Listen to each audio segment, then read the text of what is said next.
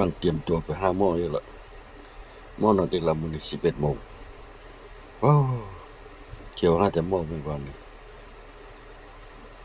3-4 เดือนมานี้นะเดือนละ2 เทื่อ3 เทื่อเดือนละ2 เทื่อ3 เทื่อเที่ยวหาหมอเลยเนี่ยก็จะแล้วไปเข้าเจาะเลือดไปฟังพ่นก้นเลือดแล้วแหละมันนะเบาหวานนี่แหละจุดหนักว่าเบาหวานนะค่ามันบวมบางเลยเขาเอาเลือดไปกวดเอาเลือดไปกวดอันอื่นก็ดีหมด A1C ก็ลงละเพราะว่ามันเพิ่มตัวยาเลยเพิ่มตัวยาเห็นมันจึงเห็นให้บวมร่างกายคือว่าตุ้ยออกนะมันตัวยาด็อกเตอร์มันเปลี่ยนตัวยาให้มันเพิ่มตัวยาใส่มันว่าเดี๋ยวมันว่ามันลดแล้วเดี๋ยวนี้ก็รู้สึกว่ามันลดน้อยเดียวนึง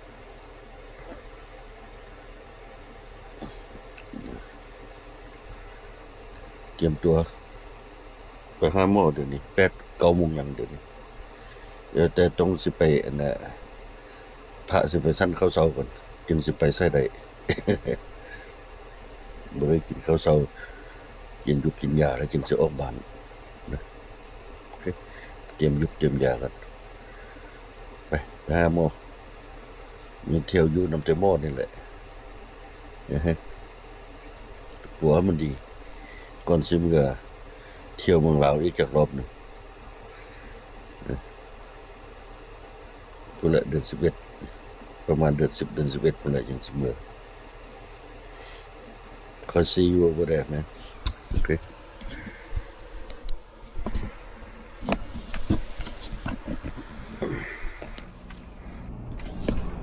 เนี่ยกำลังจะออกไปหาหมอกำลังจะออกไปหาหมอวันนี้อาจารย์โทรมาเพิ่นมายืมเหมือนเทเลอร์เนี่ยจะเอาเครื่องทางล่างนี่ออกไว้ให้เพิ่นก่อนนะให้เพิ่นฮุกมาฮุกเอาไปรถเครื่องทางล่างนี่ออกไว้ให้เพิ่นก่อนเก็บเครื่องไว้ออกก่อนเพิ่นเชี่ยวไปแก้อันทรายกับแกมาเฮ็ดอันตบพระธาตุทรายดูเลยไปแก้เครื่องนี้ตบพระธาตุทรายเลย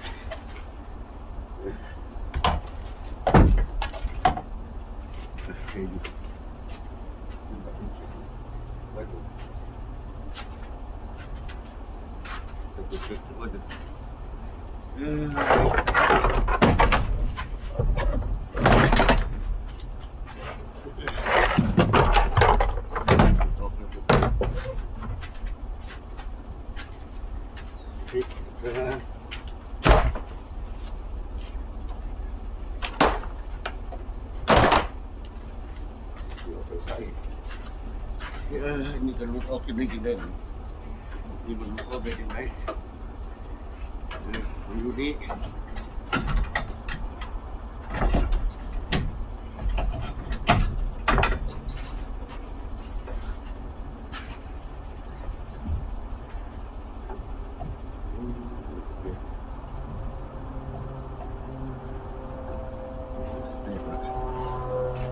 มีลายเซ็นเฟรนอยู่ได้ดีเลย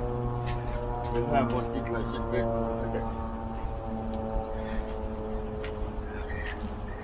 ขึ้นมาเอา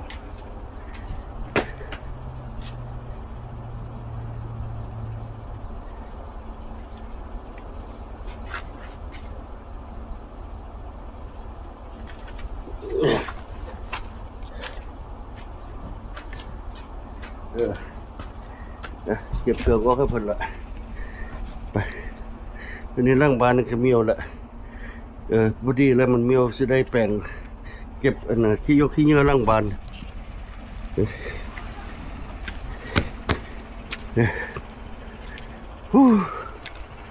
ไปวนวายน้ำเจ้าหม้อนี่แหละแต่ละเดือนละเทื่อส่งเทื่อเดือนละส่ง3 เทื่อนึงไปหาหม้อก็ได้วางนี่แห้งหมดละท้องฟ้าอากาศนี่แห้งหมดละไปแล้วลูกชายก็ไปละไปญี่ปุ่นพุ่นละเดือนนี้ฮอดฮาวายแล้วเดี๋ยวนี้ไปละฮอดฮาวายแล้วกำลังสิออกแค่ฮาวายไปญี่ปุ่น โอเคไปหาหมอก่อน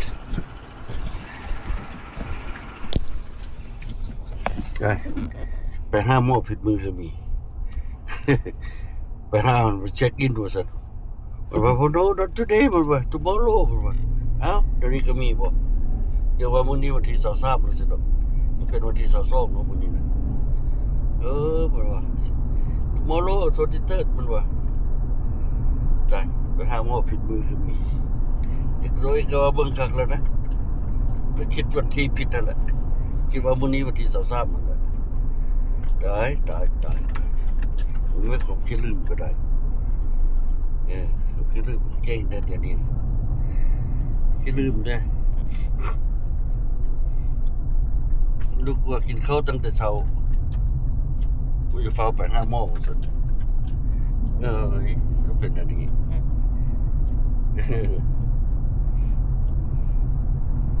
ดีเลยจะกลับโรงพยาบาลสิไปแก้เทเลอร์หันออกมาไว้ให้อาจารย์อยู่นอก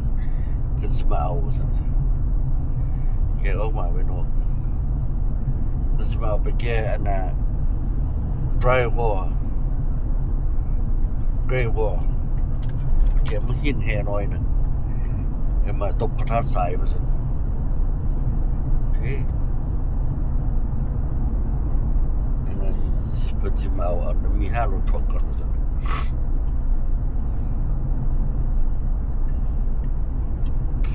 พอดีแล้วสิเมื่อยิบลายเซ็นเพลทใส่เพิ่นน่ะมันมีเพลทเด้มันมีลายเซ็นเพลทเด้รถนั้นเฮ็ดมาใหม่หมดเฮ็ดมาหมดละมีไทโทมีลายเซ็นเพลทเรียบร้อยอย่างครับโอเคเลยมันยิบใส่เพิ่นหมด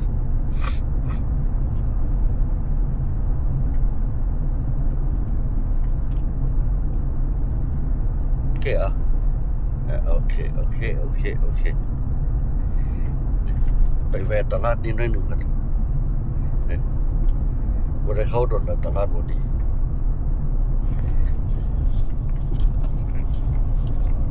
ตลาดสาวนาโอเคไปแวะตลาดสาวนากัน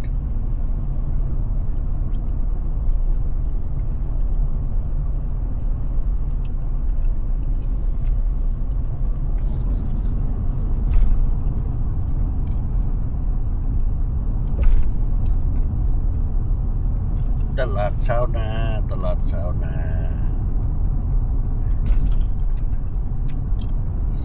เครื่องเปิดอยู่ปะ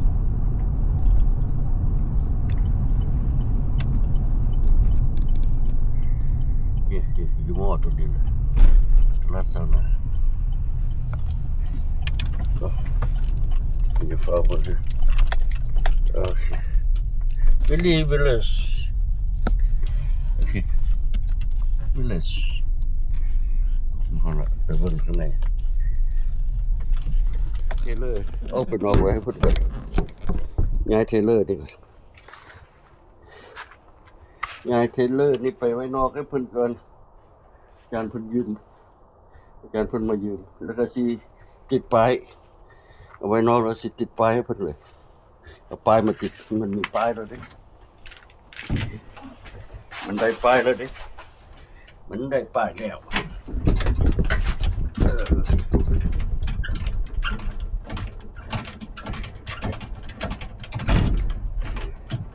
โอเค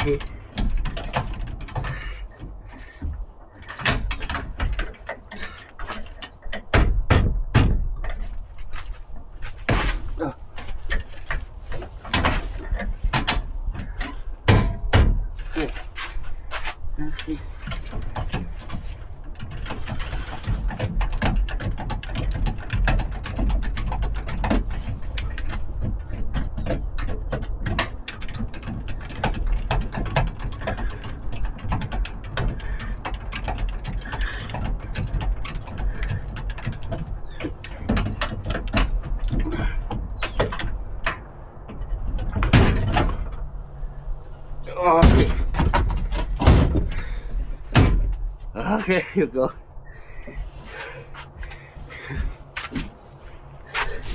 Okay, thôi về nóc rồi. แกะมาไว้นอกก่อน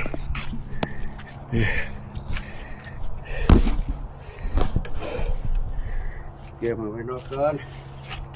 เดี๋ยวละ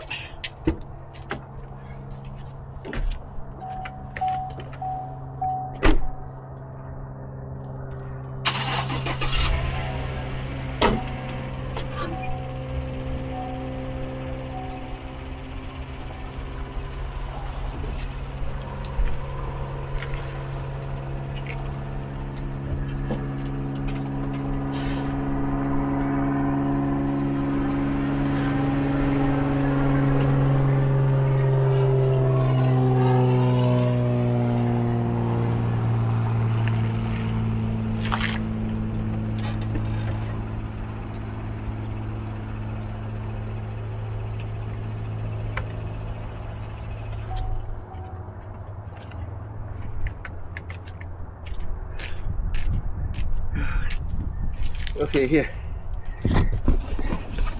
เกมข่าวไว้นี่แหละให้เพิ่นนะเกมข่าวไว้ที่เพิ่นมาแกะเอาออกให้ละเอาออกให้ละมึงดูนี่วิดบ่รอนี่วิดอยู่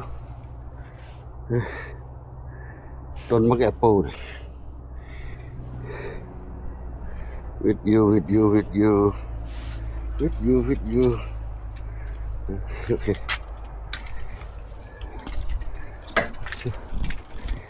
ได้ละเดี๋ยวเพิ่นมาแกะเอาบ่ดิ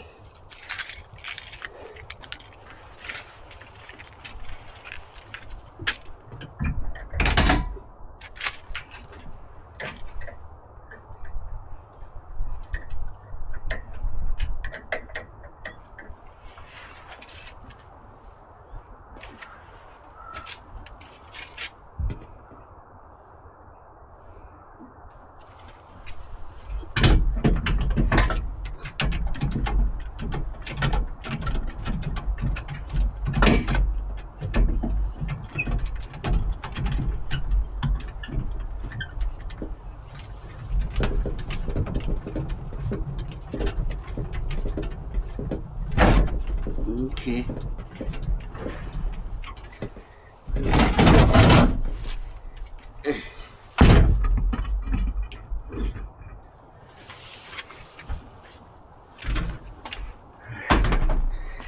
ไปหน้าหน่อยหนึ่ง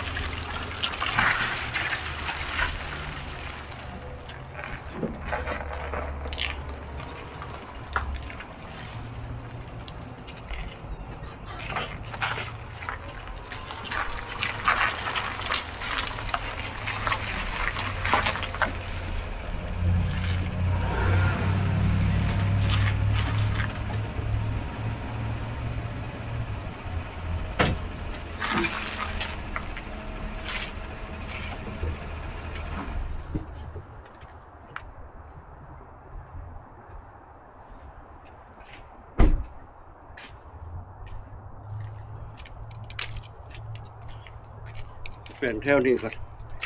หัวรถจอดใส่เถอะหัวรถจอดเปลี่ยนแถวนี้กันบ่ดิทันทีอ่ะ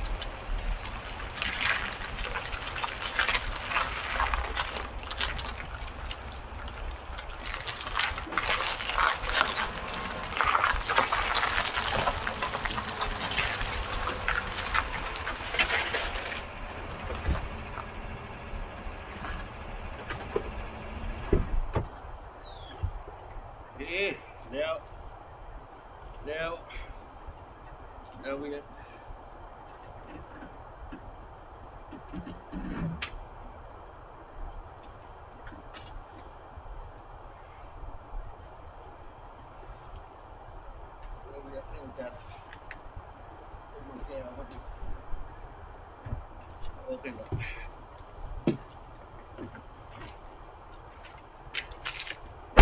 เอาโอเคแล้วบัดนี้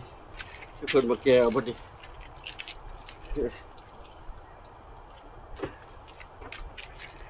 โอเคเดี๋ยวก่อนแล้วละดิแกมาไว้ให้เพิ่นอยู่นี่เลยวันนี้ให้เพิ่นมาแก้เอาเทเลอร์เพิ่นสิไปแก้มังหินมักสายแล้วก็สิเฮ็ดอันน่ะเฮ็ดบนอันนางสังขันแห่นางสังขันเพิ่นนั่งนี่เดี๋ยวเพิ่นแข็งแรงอยู่แล้ว